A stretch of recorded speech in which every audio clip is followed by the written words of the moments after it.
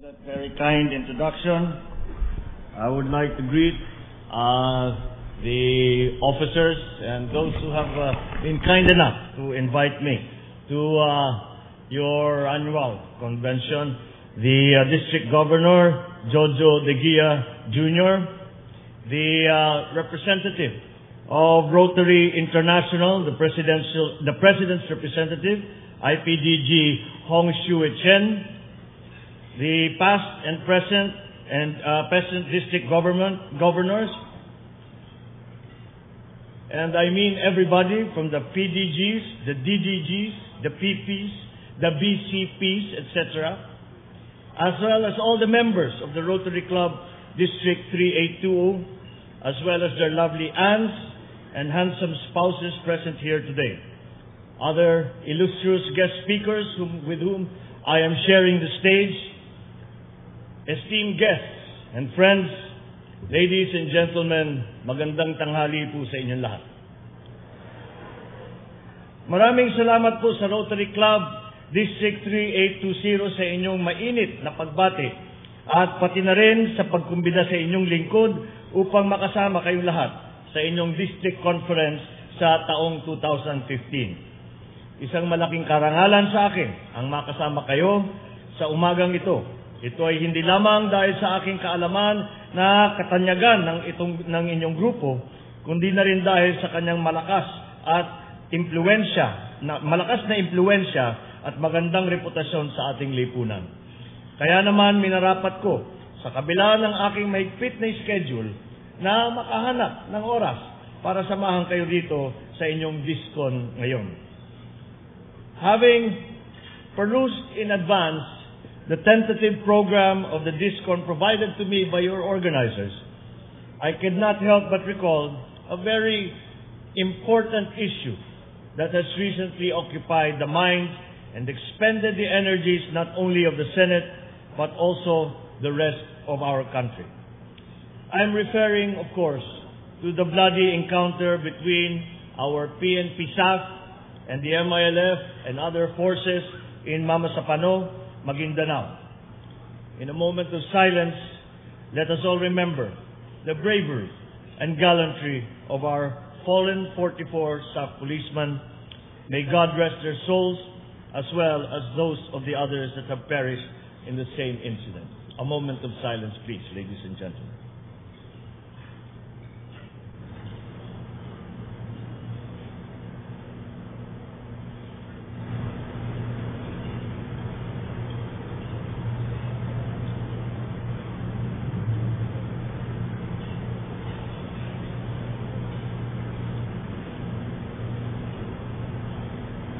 Thank you. Paano ba naman na hindi ko maaalala ang issue na ito? Sa mga acronyms pa lang ng mga opisyal ng pinuno ng Rotary Club, para bang deja vu. Deja vu agad ang aking naramdaman. Halimbawa, meron kayong DG, PDG, DDG, BCP, SD, at kung ano-ano pa na mga iba't ibang mga titulo. Dahil dito naalala ko tuloy ang mga sari-saring mga personalidad na nakausap at narinig namin sa mga hearing ng Senado, tulad ng DG, Director General, at ng DDG, Deputy Director General. At kung may SD kayo, meron din silang Suspended Director General. Sigurado na meron pa rin BCP, Bypass Chief of Police. At higit sa lahat, sorry na lang, PDG naging palpak na Director General. Kaya naman hindi ko mapigilang maisip at mapag-usapan itong aming naging pagdinig sa Senado tungkol dito sa nangyaring madugong engkwentro sa Mamasapano sa lalawigan ng Maguindanao.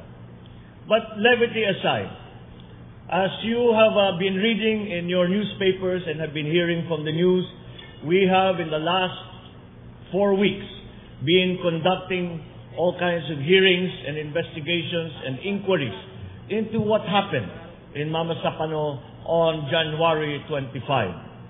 And as the information has trickled out, and I say that I use those words particularly because the information has trickled out. It has not been provided to us. It has been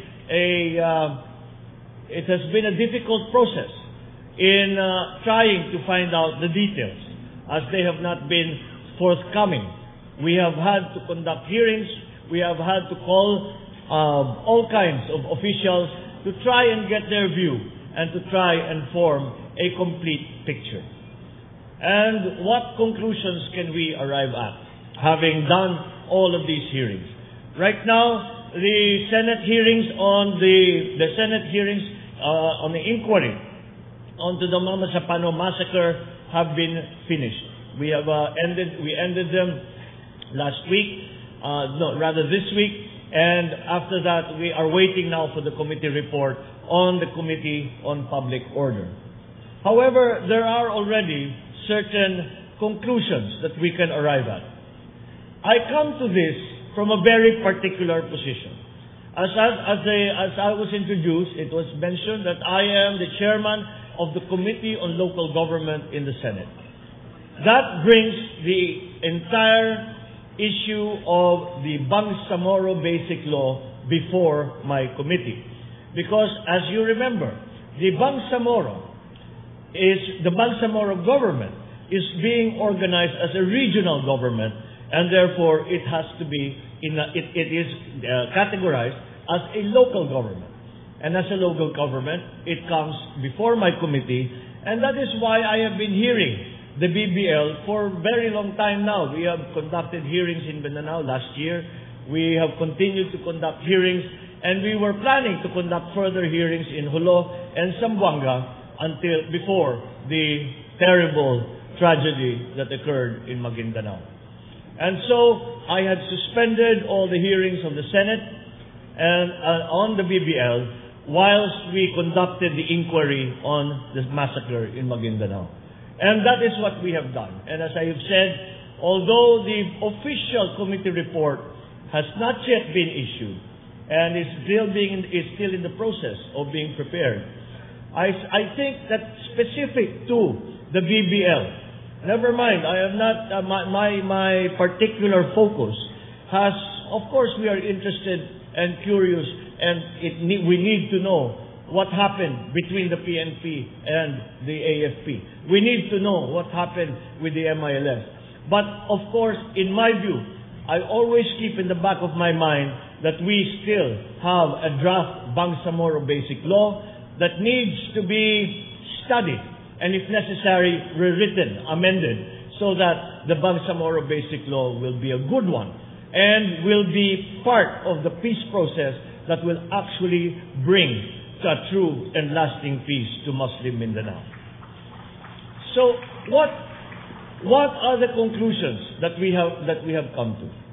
The conclusions that we have come to are, first of all, this has been a terrible tragedy that it would seem could have been avoidable. Now, it's not for us to point blame. It has never been my purpose in these hearings or in the conduct of even the BBL sir, to point blame or to somehow pick out an individual to be a scapegoat. What is my particular interest as a legislator is how we can use this terrible experience and learn the lessons from it so that this will never happen again. And that is why it is important that we study exactly what happened. Na kailangan malaman natin ang katotohanan ng sa ganun kung ano ba ang pagkukulang ng BBL, kung ano ba ang pagkukulang ng ating pamahalaan, kung ano ba ang pagkukulang ng magkabilang panig na nakikipag-usap sa atin sa proseso ng kapayapaan, ay kailangan natin malaman upang sa ganun makita natin kung ano ang kailangan natin gawin na maitiyak na hindi na mangyari ulit ang Masapano Massacre.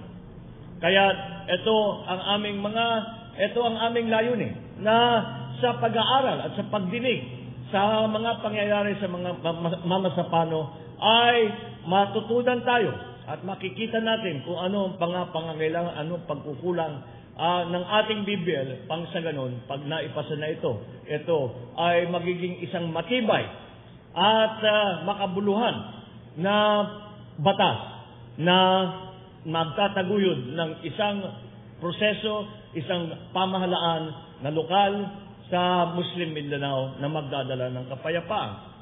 And what are the conclusions that we can arrive at?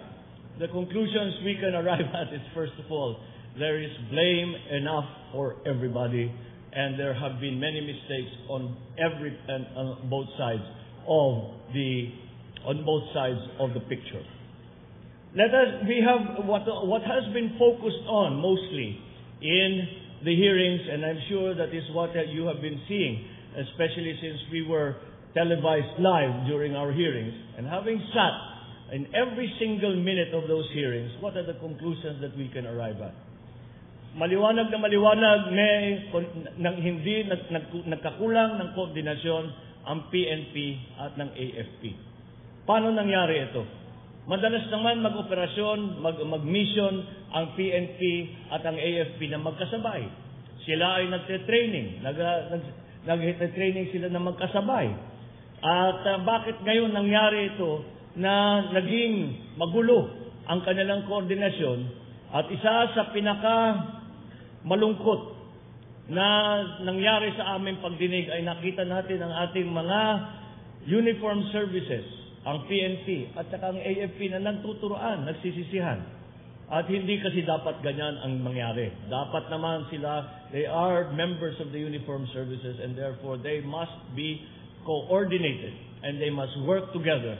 And this kind of finger pointing that went on during the hearings is certainly for somebody like me who considers themselves, I consider myself a great supporter of our uniformed services. It was a sad, sad sight, and I hope that it is only a temporary situation that will soon be remedied. So why do I say that there is blame enough to be spread to everyone?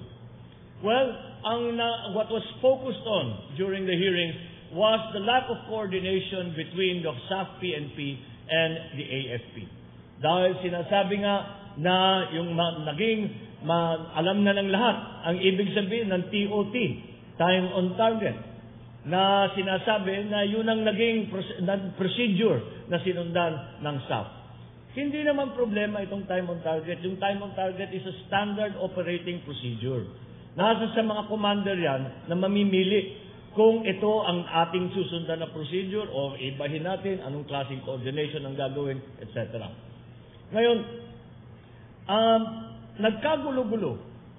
Dahil kung nagkagulo-gulo ang coordination sa AFP at saka sa PNP dahil hindi nasundan ang chain of command. Bakit na sinasabi? Maliwanag na maliwanag. The General Alan Purisima was suspended by the Ombudsman dahil may kaso siya. So, suspendido siya. Anong ibig sabihin? Yung mga abogado sa inyo, paliwanag ninyo sa inyong mga kasamahan. Ang ibig sabihin ng suspended, you are suspended from performing your functions. Ibig sabihin, hindi ka papasok sa trabaho. Magbabakasyon ka bigla at aayusin mo na lang ang kaso mo para sagutin mo kung ano man ang mga aligasyon kontra sa'yo.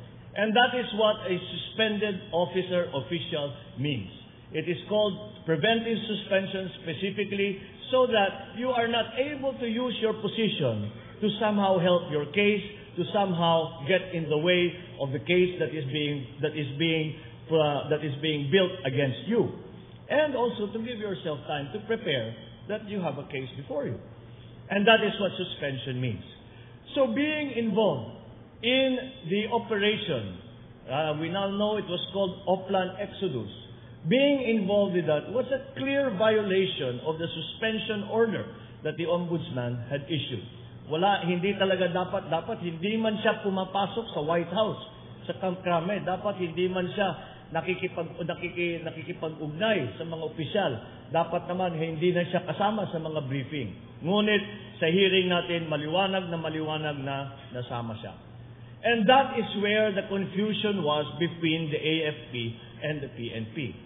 Sa dami-dami ng ginagawang katwiran na sinasabi that the President did not know, the President did not have perfect information, that is understandable. A president does not involve himself in the tactical decisions that are being made on the ground. That belongs to the commander on the ground. In this case, General Napeñas. It is up to him to make the decisions as to what to do next, whatever happens. It was his decision as to what procedures to follow in the planning of Oplan Exodus. So of course, the president, even if he was perfectly informed, and he just kept silent and said nothing, then that would still be proper. Because the president is not meant to be the ground commander. If you remember, many years ago in Iran, there was an attempt by American forces to go into Iran and para kukunin nila yung kanilang mga hostage. Ang nangyari, nagka-disgrasya, nagkagulo ng husto, maraming namatay, sumabog pa ang kanilang mga eroplano, nakita sila ng mga kalaban, at it was a complete failure. And what was the reason? Because the president and his staffers in the White House ay nakikialam doon sa patakbo ng mission. And that is why the principle of the ground commanders being the singular decision makers when it comes to tactical decisions has been established. In this case, that is part of the problem, but that is not where the problem lies. The problem lies because of the chain of command was not followed. In fact, not only was the chain of command not followed, there was an alternative chain of command that was formed. That was the president to Alan Purisima, the suspended chief PNP, and then directly to Napeñas. Nakaligtaan yata nila na meron silang acting chief PNP. Meron silang mga intelligence officers sa PNP. Meron silang mga opisyal na dapat ay pinagsabihan at isama sa pagplano nitong operasyon na ito. Ano ngayon ang nangyari?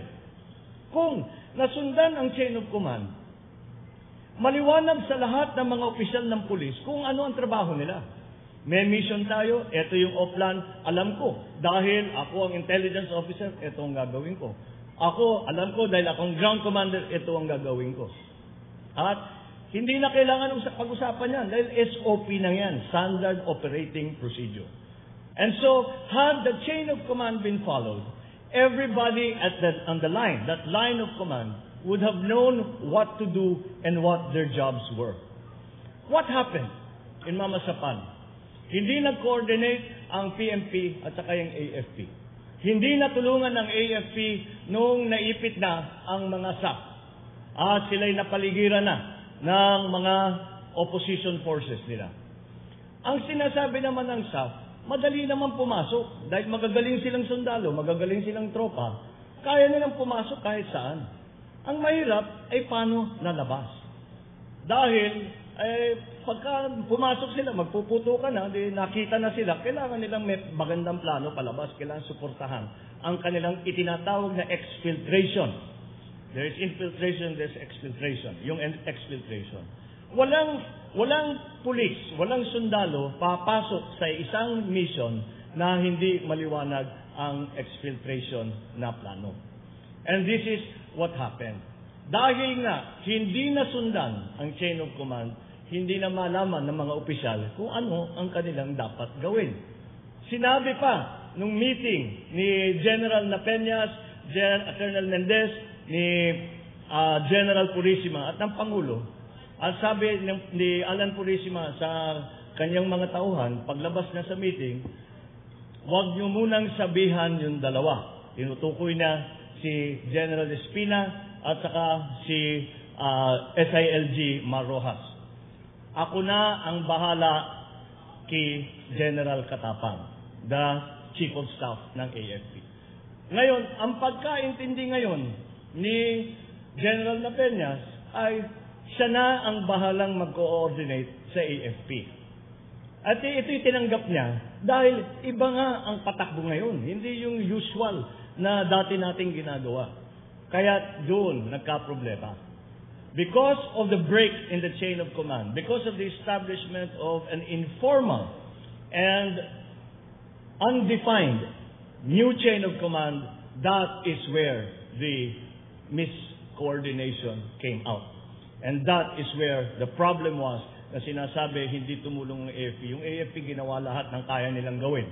Pero hindi nga maliwanag ang naging coordination. And that coordination is what cost the lives of 44 of our Special Action Force PNP members. That this coordination came about because the chain of command that was not followed. And that is why there is still a glaring question that is left here. Why did the President allow such a chain of command to be such an informal and unknown and undefined chain of command to be followed? Why did we not go the usual route and go down and talk to the officers all the way down so that everyone who was involved knew what their jobs were? To this day, we have yet to hear the answer. We have yet to hear the explanation. It would be much easier for all of us if the President would stand up and speak out and tell the public, never mind legislators, hindi na bali kami mga senador at congressman. Kailangan niyang tumayo at ipaliwanag sa taong bayan kung paano nangyari ito. Bakit nila inisip na kailangan palitan ang sistema? Bakit ayaw nilang sundan ang sistema na naitaguyod na ilang taon na nakikita naman natin ay effective at ito ang ating mga ginagamit? And so the country still to this day waits for that explanation. The country to this day waits to know why this happened and what were the reasons for that decision. And to this day, we still do not know. We try to find out the reasons from second-hand information, but the simplest way that and when I say we, I mean the country will know, is for the President to stand up and to tell us exactly what he knows. We still await that statement from the President. So that is on the side of the PNP and the AFP. On the side now of the MILF, to include also the BIFF and the so-called private armed groups na nasama doon sa pagpatay sa ating mga pulis, ay merong ang lumabas sa aming hearing ay mga alas 5:30 pa lang ng Sunday, that is the 55th of January. 4:30 nagpuputo ka na eh. Pumasok na, palabas na yung SAF. Mga 4:30 nagpuputo ka na, nagbabani obra na sila. Pero hindi pa yung nangyari na corner na talagang basta pinagpapapatay na lang yung ating mga pulis. Hindi pa yun, wala pa tayo doon. Pero 5:30 pa lang, tumatawag na ang ating yung tinatawag na ADJAG. The ADJAG is the Ad Hoc Joint Action Group. There are two sides to that. Merong MILF side, meron Republic of the Philippines side. GRP, ang tawag, Government of the Republic of the Philippines. Ang GRP ng ADJAG ay tumatawag na sa kanyang counterpart, 5:30 ng umaga pa lang. Ngayon, ang actual ceasefire nangyari alas 4 ng hapon ng Sunday. Kaya, that is close to 11 hours.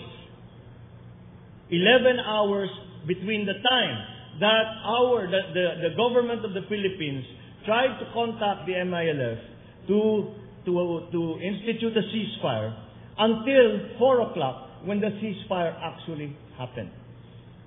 Yun ang naging malaking problema. In that close to 11 hours, 44. No, let me include the MILF who were killed. Let me include the civilians. More than 60 people died in that 11 hours. We should not allow those any situation like this to last for 11 hours. Because in 11 hours, the entire situation was finished. In fact, sinasabi na kahit may putukan pa after 4 o'clock, nung nagpapatok yung army ng kanilang artillery, tapos na, nag-aalisan na lahat, pati sa government side, pati sa MILF, BIFF, at saka sa ibang armed group na side. Kaya ito ang aming sinusuri at ito yung aming pinag-aaralan na mabuti. Dahil kailangan na patibayin natin ang sistema sa pag-coordinate between the government of the Philippines at saka ng MILF at saka ng kahit ng isino pang grupo na sinabihan na kailangan maipaliwanag operation ito ng pulis. Ngayon, ang isa pang tanong na lumabas ay yung prosesong yan, yung mekanismong yan ng ceasefire, by 11:30 in the morning of Sunday, 25 January, by 11:30 in the morning, nakausap na nila yung kanilang, what they call a joint, but it is part of the International Monitoring Team, nakapunta na sila at nakausap na nila yung commander ng MILF doon sa base ng 105th na tinatawag, doon sa base, at nasabi na nila, ang pinuputukan ninyo, ang kinakalaban ninyo, ang mga binabaril ninyo, ay pulis yan, gobyerno yan, ceasefire na. As a matter of fact, by 12:30, 1 o'clock, pinaaatras na ang puwersa natin. And many of the troops, especially the AFP, had already withdrawn. The SAF were still in place. Ngunit, kahit hindi na sila lumalaban, pinapuputukan pa rin sila ng kalaban. How did that happen? And these are the glaring questions that are left on that side. We have, as I said, there's blame, and there's enough blame. There are enough mistakes for everybody. And that is that we talked about the government side. Now I'm talking about the MILF side. How is it that it took 5 hours after informing the MILF commander that ang kaharap nila at ang ang nakikipagsabakan sila sa puwersa ng gobyerno, why did it take 5 hours? By 1 o'clock, 2 o'clock, lahat ng 44 ay patay na. So, this is one thing that we have to study very well. As a matter of fact, ang aking binabalak, dahil noong hearing doon sa public order, nabibigyan lang kami mga senador, nabigyan lang kami ng tigli 5 minuto. At 5 minutes is not enough to really find out what the facts are, to really to try and find out where the mistakes were. Now, even because in my mind, iniisip ko, kahit may magkamali, kahit may nakaligtaang gawin, may hindi nasabi o hindi nakakontak sa cellphone, dapat hindi maging dahilan yan para magkaroon ng massacre. The system has to be more robust. The system has to be stronger so that even if there are individual mistakes, the system is strong enough to withstand individual mistakes and continue to be effective in providing the ceasefire for our troops, for our policemen. And that is where we are now. And that's why I am planning to conduct hearings specifically on that. Siguro sa paglabas ng Board of Inquiry ng PNP, inaantay na rin natin ang Board of Inquiry ng MILF. Inaantay na rin natin ang committee report ni Senator Grace, who I believe was also your guest. Senator Grace, yung kanyang committee report dun sa aming naging hearing. And with that, I will take that, study it, and we will then focus on those issues that are specific to the BBL. If anything good has come out of this terrible tragedy, it is now that the rest of the country is aware that this issue is not an issue of Mindanao, is not an issue solely of our Muslim brothers. It is an issue for the entire country. And we must all be involved. As a matter of fact, there are debates now being carried out whether the plebiscite should only be in Muslim Mindanao, but whether the plebiscite should also be in the entire country. Because if the BBL is passed, whatever form it is passed in, it will affect every single local government unit, and to a lesser extent, but nevertheless, equally important way, to each individual citizen. And so, that has brought the debate to the public knowledge. And that is why, whereas before, I would encourage all of our citizenry, dapat makipag-usapan ninyo ito, dapat pagdebatihan ninyo ito, dahil importante ito hindi lamang sa mga tiga Mindanao, hindi lamang sa mga senador na nagsusuri at nag-aaral nito, kung hindi sa buong sambayanan, ay kailangan mapag-usapan ito dahil meron kayong mararamdaman kahit papano na epekto dahil dito sa BBL. And so, we are continuing the process. We are continuing the process, and I always state and restate my commitment to this, my commitment here, unlike some of the other commentators, is not to the BBL. My commitment is to the peace process. The peace process is what is important. We must continue, whatever happens, the peace process, because the alternative is war. If we do not continue the peace process, if we do not come to some kind of agreement, we will have a Mama Sapano every week, every month, every day, if it becomes very bad.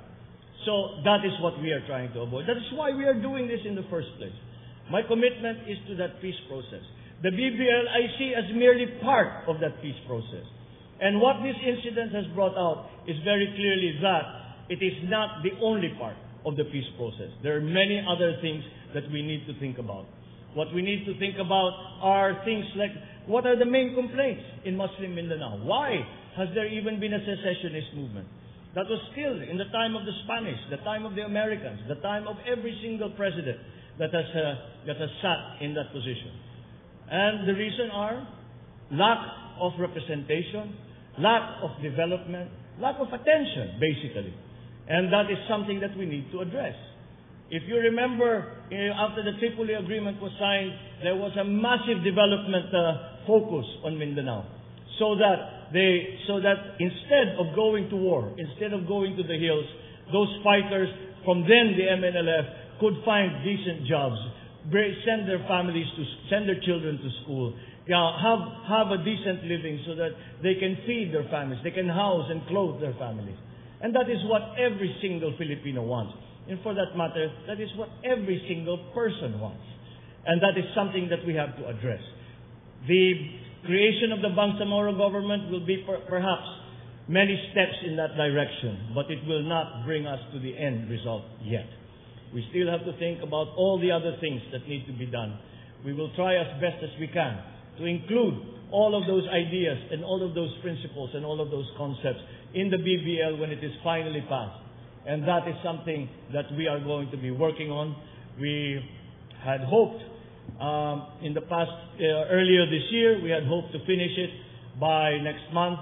That I'm afraid the timetable has fallen by the wayside, and we have now different circumstances that are facing us. And so that is the situation as I see it. I had a prepared speech. I was going to talk about something else slightly, but all the questions that are coming to me have been about this, and I thought that this would be an opportune time, because we have here the leaders of our different communities, and it would be an opportune time to talk about the issues that have been raised by not only the BBL, but by the Mama Sapano massacre. I hope that this will fuel your interest and in your discussion into this extremely important issue, this extremely important question, and that your ideas and your thoughts and your feedback and observations about this, you let us know. Because it is important that we know what the people want. Because it is at this point that we need to regain the people's trust, not only in the individuals that were concerned, but also in the entire peace process. Because as I have said, we are committed to that peace process. We are committed to peace in Mindanao, and we will not rest until that has been achieved. Thank you, and good afternoon. We would like to request our Senator Ferdinand Marcos Jr. to please remain on stage. Can we call District Governor nominee Manuel Dindo Katipa for our vote of thanks and the presentation of certificates of appreciation?